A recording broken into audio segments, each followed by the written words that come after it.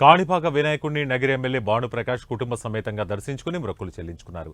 ఈ సందర్భంగా వీరికి ఆలయ అధికారులు స్వాగతం పలికి దర్శన ఏర్పాట్లు చేసి స్వామివారి తీర్థ ప్రసాదాలు అందజేశారు. ఎమ్మెల్యేతో పాటు మాజీ సర్పంచ్ మధుసూదన్, మాజీ జెడ్పీటీసీ లత, మాజీ ఎంపీపీ శాంతమ్మ, ప్రజాప్రతినిధులు స్వామివారిని దర్శించుకున్నారు.